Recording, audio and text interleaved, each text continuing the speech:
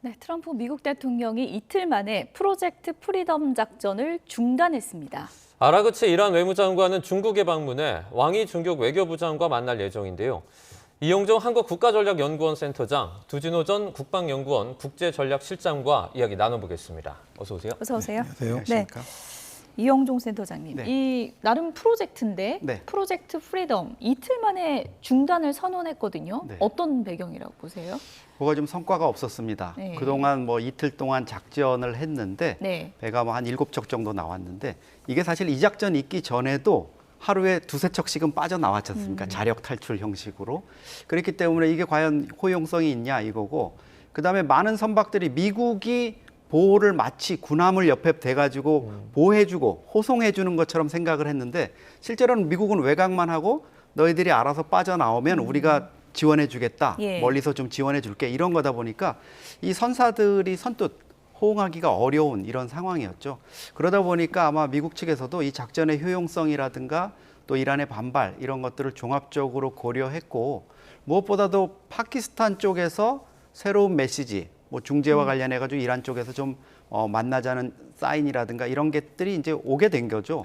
그러면서 트럼프가 이거 좀 중단하겠다 이렇게 나온 것 같습니다.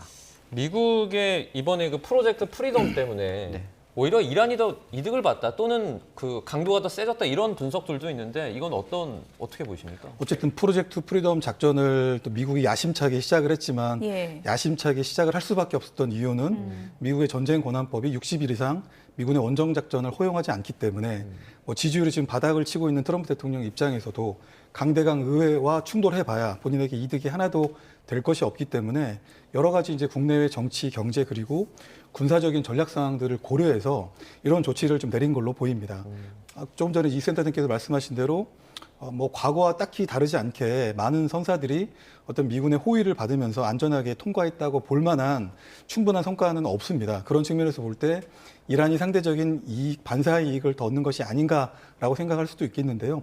그런 부분에서 적지 않은 이란의 나름대로 실익도 있다고 판단합니다. 다만 트럼프 대통령이 이 작전을 수행할 수밖에 없었던 이유는 뭐 근본적으로 전쟁 권한법을 우회하기 위한 그런 부분도 있지만, 사실 이 작전을 통해서 국내 정치의 안정, 또 크게는 미국의 이 내부적인 경제 안정 효과에도 일정한 효과를 낼 수가 있고요. 또 한 가지는 어제 마크 루비오 국무장관이 어제 미국 현지 시간으로 야간에 이제 브리핑을 했는데, 미국의 희생을 통해서, 미국의 호의를 통해서 예. 87개국 소속 2만 8천 명 정도가 일종의 해방이 됐다라고 이렇게 생색을 낸 겁니다. 그 네. 얘기는 앞으로 이 작전이 미국 단독만으로 하는 작전이 아니고 87개국 중에서 미국의 핵심 동맹과 유사 입장국이 반드시 참여해야 될 작전임을 사실상 시사를 했기 때문에 그런 부분에서 프리덤이라고 하는 자유연대를 예. 제시함으로써 이란이라고 하는 반자유연대에 대한 어떤 그런 미국식 고유의 인권과 민주주의 가치, 이런 것들에 대한 서사를 만들기 위해서, 그럼으로써 내부의 어떤 결집을 유도하게 하는 그런 측면도 있기 때문에 네. 일정 부분 미국에도 긍정적인 영향이 있다, 이렇게 평가합니다. 이름은 참 거창했는데 이틀 만에 이걸 중단한다고 하니까 다소 황당한 그런 상황이 됐는데, 그 프로젝트 프리덤이라는 게 어떤 건지 좀 지도를 보면서 설명을 해주시면 좋겠는데, 네. 항로를 좀 오만 쪽으로 밑으로 내린 그런 항로인 거죠? 네, 그러니까 일단은 뭐 항로도 중요합니다. 항로도 중요하고, 사실 예. 보면은 왼쪽에 이제 큰 섬, 무슨 그 상어나 물고기 같은 게 저게 이제 라르크 섬인가요? 예, 아니요. 그게 예. 저 섬이죠. 그 섬인데, 그 라라크 섬하고 그 두 섬 사이를 카리브 섬 이제 말씀하시는 다니도록 이렇게 예, 했는데, 이번에는 이제 미군이 오만 쪽으로 붙는 이 항로를 통해 가지고 선박을 외곽으로 오만만이라든가 이제 아라비아 쪽으로 빼는 이런 예. 작전을 한 건데요.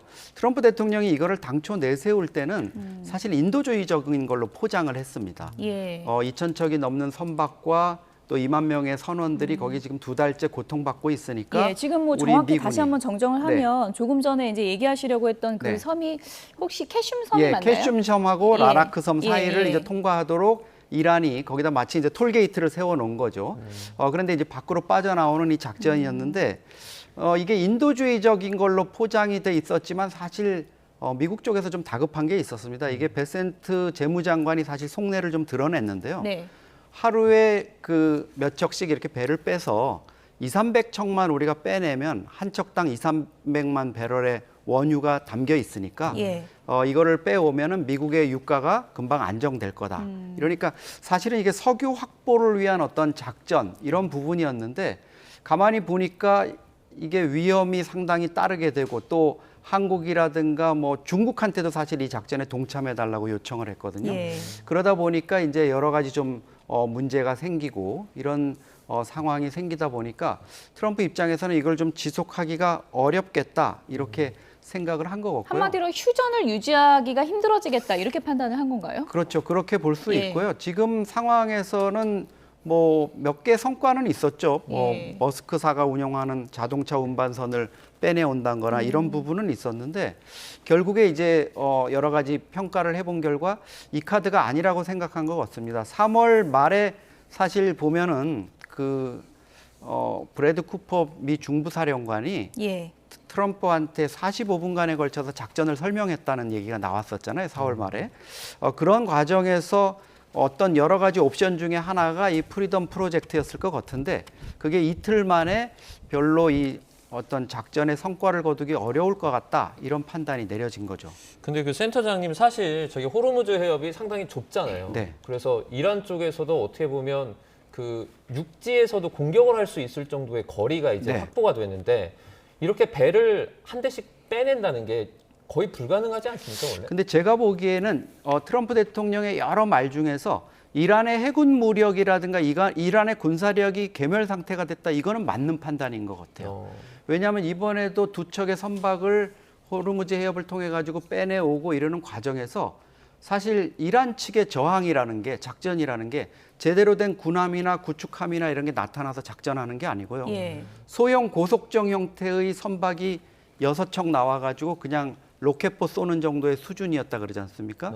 이거는 미국의 이제 아파치 헬기가 출동해가지고 그 6척, 7척을 다 격침을 시켰다는 게 지금 미국 측의 설명인 거 보면은 이란도 사실 제대로 이런 프로젝트 프리덤에 대응할 어떤 군사적인 역량이라든가 이런 거는 현재 지금 없는 상황인 것 같습니다. 그러니까 지금 상황은 트럼프나 미국이 뭐 이란의 어떤 격한 군사적인 어떤 저항이나 이런 것 때문에 중단했다기보다 네. 다른 어떤 군사 작전에 대한 판단 그리고 또 지금 휴전 협정 이 상황에서 2차 미국하고 이란의 협상 이런 것들이 진전될 가능성 이런 것들을 염두에 둔 걸로 보입니다. 네, 두진호 실장님, 결과적으로만 보면은 이 프로젝트 때문에 이란은 성벽을 더 높게 쌓았습니다. 사전 통행 허가제 이거 하겠다라면서 갈리바프 의회 의장은 미국은 아마 못 견딜 거다 이렇게까지 얘기를 했더라고요. 결국은 이 프로젝트 프리덤 작전의 이제 목적이 예. 어쨌든 미국은 지금 역봉쇄로서 이걸 하고 있는데 예. 이란이 5월 4일경이 될 겁니다. 아마 새로운 해상 통제선을 다시 설정을 해서 사실상 UAE 주권적인 영역에 해당되는 영해까지 지금 그들의 영향권 공간으로 설정을 해버렸기 때문에 예. 그런 과정에서 어쨌든 미국으로서도 장대한 분노작전 전쟁은 끝났지만 전쟁 목표는 아직 달성을 못한 겁니다. 이게 참 역설적이죠. 전쟁은 끝났지만 전쟁 목표는 달성을 하지 못했기 때문에 프로젝트 프리덤 작전을 통해서 인도주의적 작전 그리고 방어적 목적의 작전을 통해서 예. 어쨌든 정치적 목표를 달성하고자 하는 미국의 의도입니다. 그런데 이란 혁명수비대나 이란의 해군이 괴멸적 수준의 피해를 받기 때문에 사실상 조직적인 저항은 되지는 않지만 여전히 고속 단전과 같은 이런 재래식 무기를 통해서 덩치가 큰 구축함이나 일반 상선에 대해서 얼마든지 공격할 수 있는 역량이 지금은 있는 겁니다. 문제는 미국이 충분히 대응할 수 있는 역량이 있죠. 다만 그런 과정에서 확전 가능성이 있는 겁니다. 전쟁은 끝났고 미국도 더 이상 전쟁이 확전되기를 원하지 않고 그렇기 예. 때문에 인도주의적 방어작전이라고 하는 전제 조건을 걸고 이 프로젝트 프리덤을 하고 있는데 그렇다 보니까 이란의 이런 고속단전과 같은 위협 아무것도 아니지만 또 적극적으로 대응하는 과정에서 예. 확전 통제가 되지 않는다면 프로젝트 프리덤을 해야 될 이유가 없기 때문에 그런 부분에서 적지 않은 좀 고민이 있는 걸로 네. 보입니다. 트럼프 대통령이 프로젝트 프리덤 작전 중단한다 이 글을 올리기 몇 시간 전에 루비오 미 국무장관이 이런 얘기를 했습니다. 우리는 대이란 군사 작전을 종료하겠다, 목표 달성했다 이렇게 얘기를 했는데요. 들어보시죠. The operation Epic Fury is concluded. We achieved the objectives of that operation. I'm not going to, we're not cheering for an additional situation to occur. We would prefer the path of peace. What the president would prefer is a deal. He would prefer to sit down, work out a memorandum of understanding for future negotiations that touches on all the key topics that have to be addressed, a full opening of the strait so the world can get back to normal.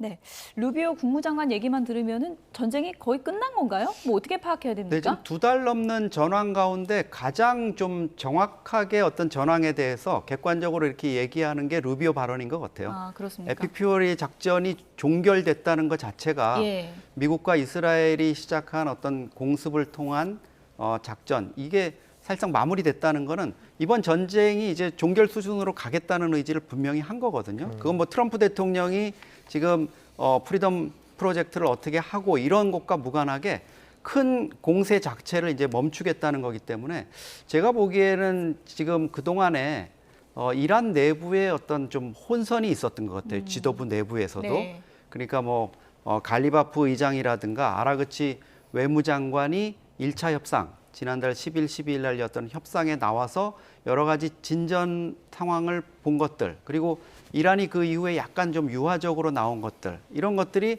이슬람 혁명 수비대를 위한 등을 비롯한 그 강경파들이 예. 좀 그걸 다 부인하고 이러면서 기류가 좀 안 좋아졌지 않습니까?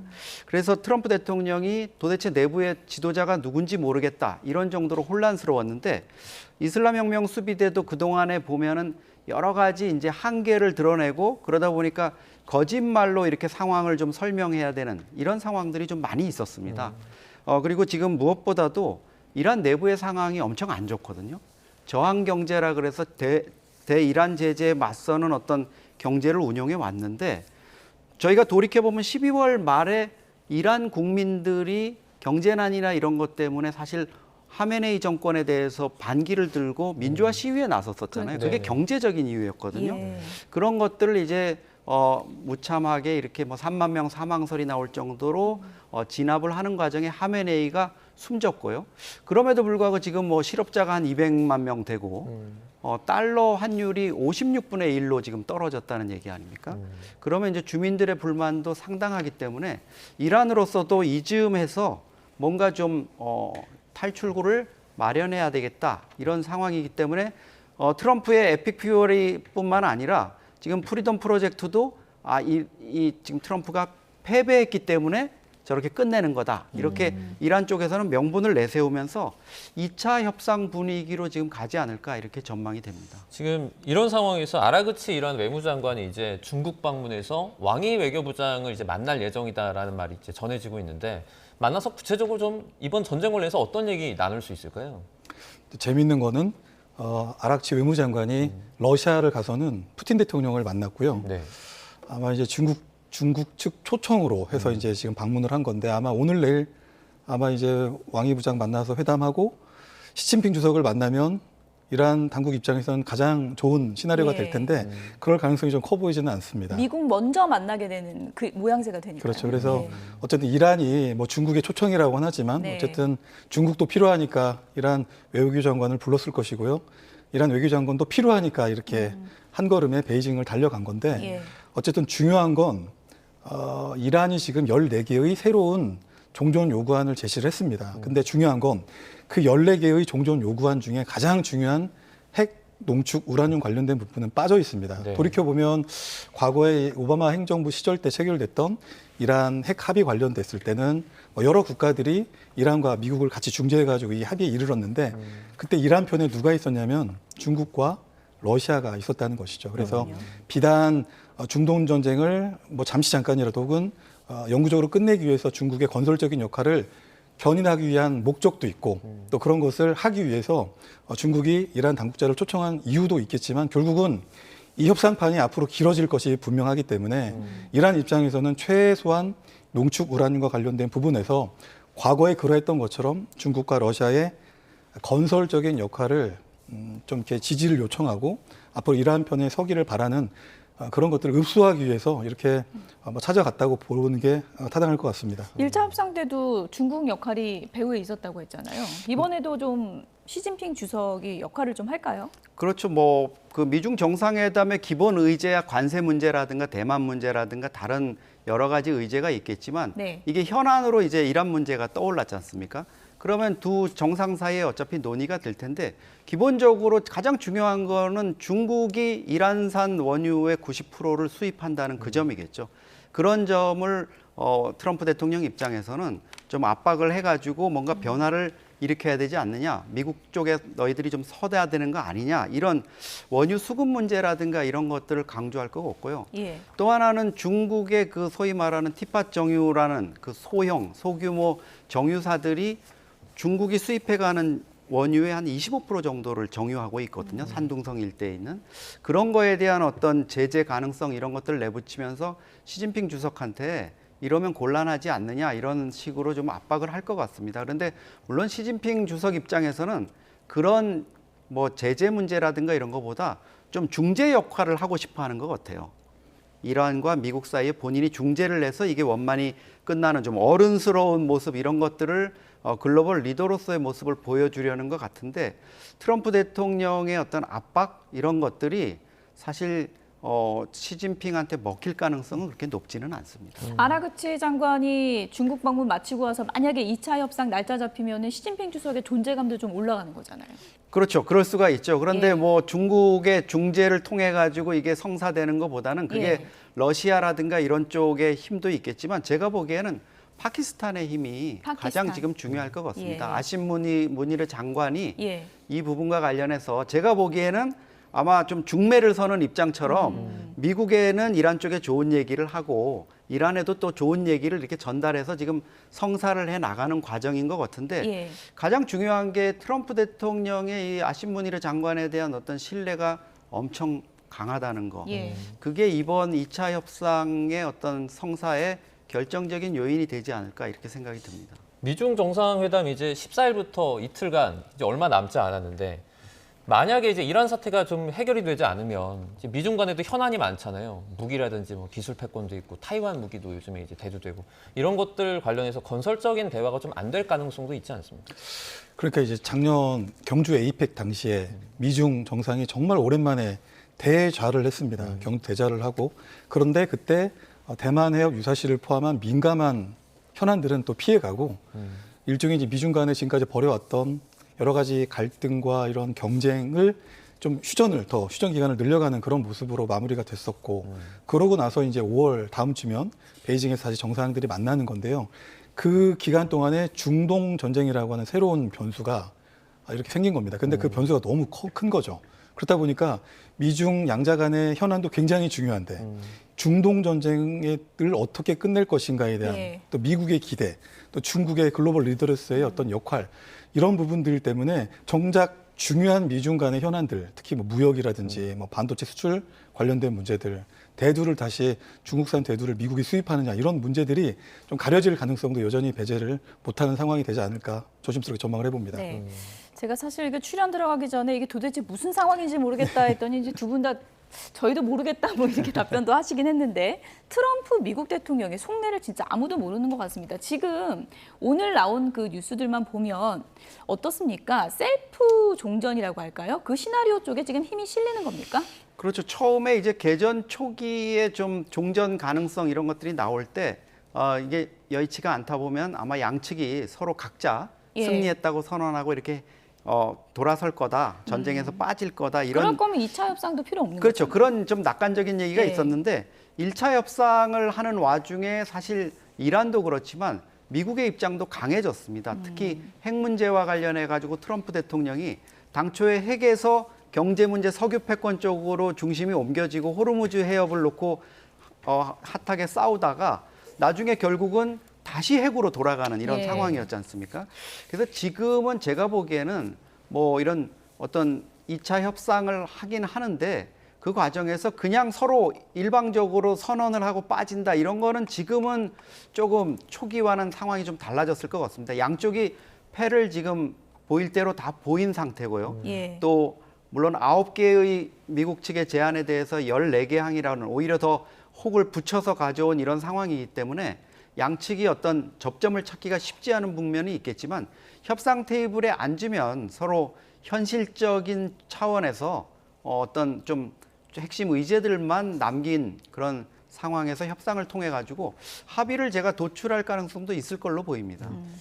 트럼프 대통령이 프로젝트 프리덤 중단 발표하기 직전에 그러니까 우리나라 한국도 이 프로젝트에 참여해야 한다 이렇게 말했거든요. 그렇게 말하자마자 이제 중단을 해버렸는데 우리나라 입장에선 대체 어떤 좀 방법을 좀 따라야 될까요? 왔다 갔다 하는 부분이 많이 보이는 것 같아요. 트럼프 대통령은 두 가지를 강조한 것 같아요. 첫 번째는 남우가 이렇게 단독 개별적으로 움직이다가 피격을 당했다. 그것도 이란이 공격했다. 두 번째, 이쯤 되면 이제 한국도 다국적 연합 해상 작전, 호르무즈 개방을 위한 이 작전에 동참을 해야 되는 거 아니냐. 콕 집어서 얘기를 한 겁니다. 물론 한국만 콕 집은 건 아니고요. 일본이라든지 유럽이라든지 호주라든지 미국의 동맹 필요에 따라서 유사 입장국까지도 콕 집은 건데 미국의 입장은 이런 것 같습니다. 이제 전쟁은 끝났고 지금은 군사 작전의 성격이 없지는 않으나 중요한 건 인도주의적 그리고 방어 작전이고 호르무즈에 지금 갇혀 있는 여타 선박들은 결국은 그들의 경제 이익에 부합하게끔 운용이 되는 거고 그런 섬적들을 미국의 희생을 통해서 지금 보호하고 있기 때문에 이제는 전쟁이 끝났기 때문에 한국을 포함한 동맹국들이 와서 호르무즈 해협의 개방 상태를 유지하기를 바란다. 이렇게 일종의 청구서를 날린 겁니다. 그러면 이제 우리는 어떻게 할 것인가에 대한 문제인데요. 당장 이제 다음 주에 한미 국방당국 간의 협의체가 있습니다. 뭐 키드라고 하는데 통합 국방 협의체입니다. 뭐 통상 한미 간의 주요 현안들, 뭐 북한 관련된 것도 포함이 되고 전시작전권 전환과 관련된 검증, 평가를 포함한 다양한 의제들이 여기서 논의가 되는데 아마 올해 워싱턴에서 다음 주에 개최될 키드는 이 호르무즈 해협 정상화를 위한 한국의 기여 방안에 대해서 미국이 아마 집요하게 이렇게 좀 질문을 하고 압박을 하지 않을까 생각을 합니다. 아마 관련돼서 당국에서는 충분한 준비를 한 상태에서 미국 행에 오를 걸로 예상이 되는데 어떤 우리들 입장에서는 대한민국의 경제 안보와 관련된 측면에서 접근할 필요가 있겠고요. 미국이 요구하니까 가는 것보다는 그냥 우리의 이익이 무엇인지 그리고 국제사회가 호르무즈 해협에 대한 그리고 각 개별 국가에 대한 경제 안보를 어떻게 바라보는가에 대한 시선을 종합적으로 좀 보면서 굉장히 어렵습니다.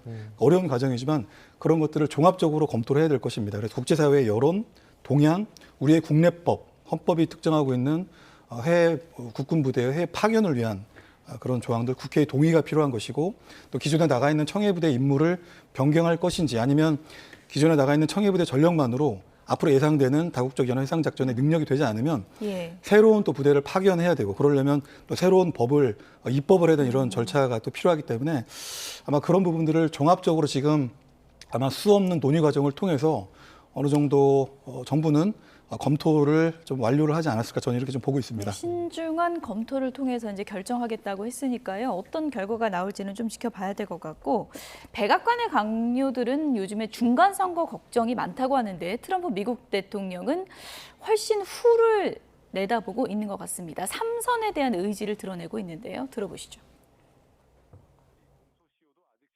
No president has ever taken one except me. I've taken 3 of them. And I've aced each one. And this way, when I get out of office in, let's say, 8 or 9 years from now, I'll be able to use it. I'll be able to use it myself.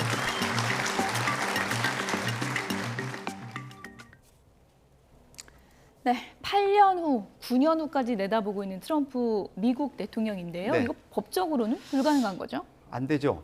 헌법상 저게 금지가 돼 있는데 사실 많은 전문가들이 트럼프가 저 얘기 반드시 꺼낼 거다 하고 예측을 해왔습니다.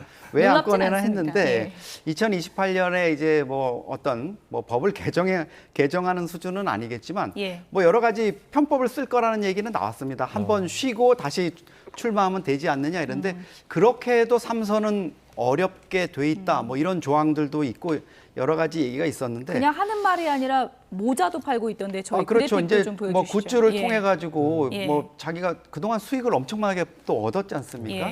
그렇게 해서 지금 지지세를 확산하는 것 같고 그러려면 이제 트럼프 입장에서 마음이 급하죠. 이 이란 전쟁도 좀 잘 마무리가 돼야 되고 우크라이나 전쟁도 본인이 24시간 안에 취임하면 중재하겠다 그랬는데 그것도 종결이 안 되고 또 북핵 문제, 북한 문제도 사실 해결해야 되고 이렇게 해서 연말에는 좀 노벨상도 타고 중간 선거도 좀 좋은 결과가 나오고 이래야 저런 얘기가 될 텐데 지금 마음이 좀 많이 급한 것 같습니다. 그 11월 중간 선거를 앞두고 의도적으로 이런 뭐 발언을 한다라는 분석도 있는데 이건 어떻게 보세요? 그걸 위해서 아마 프로젝트 프리덤을 하는 이유가 아닐까 생각을 합니다. 예. 결국은 뭐 국제 사회에 대한 메시지도 있지만 결국 프로젝트 프리덤을 통해서 정말 성과를 달성하게 되면 우선적으로 미국의 국내 시장도 안정이 되고 그것이 이제 당장 7월 달에 또 중요한 행사가 있잖아요. 미국 건국 250주년 행사가 있기 때문에 이런 세계 질서를 여전히 이렇게 끌고 가는 그런 서사를 만들기 위해서라도 이런 프로젝트 프리덤이 필요한 것이고 또 7월 달에 그 중요한 행사를 잘 끝내면 트럼프 대통령이 탄핵 열차에 타지 않고 중간 선거에 대한 뭐 승리 가능성도 여전히 열려 있는 부분이 있기 때문에 예. 아마 모든 가능성을 열어놓고 할 수 있는 정책 수단을 좀 다 고려하는 것이 아닌가 생각하는데요. 삼선에 대한 부분은 너무 나간 것이 아닌가, 예. 너무 과한 욕심이 아닌가 이렇게 생각을 하고 아마 저런 부분들은 시진핑 중국 주석이나 혹은 아마 푸틴 대통령의 그 장기 집권이 예. 굉장히 부러웠던 것 같습니다. 네. 뭐 본인을 왕에다 비유하는 것도 굉장히 좋아하는데 어쨌든 뭐 반응이 어떻든 AI로 합성한 밈을 굉장히 좋아하는 것 같습니다. 스타워즈 데이에 맞춰서 이런 밈도 백악관이 공개를 했습니다. 보여주실까요? 네, 스타워즈 데이에 맞춰서 백악관에서 합성 이미지를 공개했습니다. 지금 보시는 것처럼 트럼프 미국 대통령 한 손에는 성족이고요. 허리 보실까요? 허리에는 이제 베이비 요다가 있습니다. 스타워즈 신작의 주인공 만달로리안으로 묘사한 AI 생성 이미지고요. 강함이 요구되는 은하에서 미국은 준비돼 있다. 이런 문구와 함께 포스와 함께 하길 이런 글귀도 썼습니다. 뭐 그냥 넣은 이미지는 아닌 것 같고 트럼프 미국 대통령이 본인 지지층에게 굉장히 강조하고 싶어하는 이미지 같아요. 그렇습니다. 원래 저게 5월 4일 이제 그 스타워즈의 날에는 대통령들이 역대 대통령들이 다 저런 밈을 올려서 좀 희화화하고 이렇게 재미있게 기쁨을 주는 이런 날이어야 되는데 예. 이번에는 비난이 많이 쏟아지고 있습니다. 갑옷이 엉망이다. 우리 예. 만달로니안을 망신시켰다. 뭐 이렇게. 근데 만달로니아가 이제 아주 이 강인한 전사의 이런 이미지이기 때문에 본인이 거기에 빙의해가지고 뭔가 자기의 그야말로 포스를 보여주려는 이런 생각이 있었던 것 같습니다. 네, 알겠습니다. 저희 뭐 중동 사태 관련해서 자세하게 이야기 나눠봤습니다. 이영정 한국국가전략연구원 센터장 그리고 두진호 전 국방연구원 국제전략실장과 함께했습니다. 오늘 고맙습니다. 고맙습니다. 감사합니다.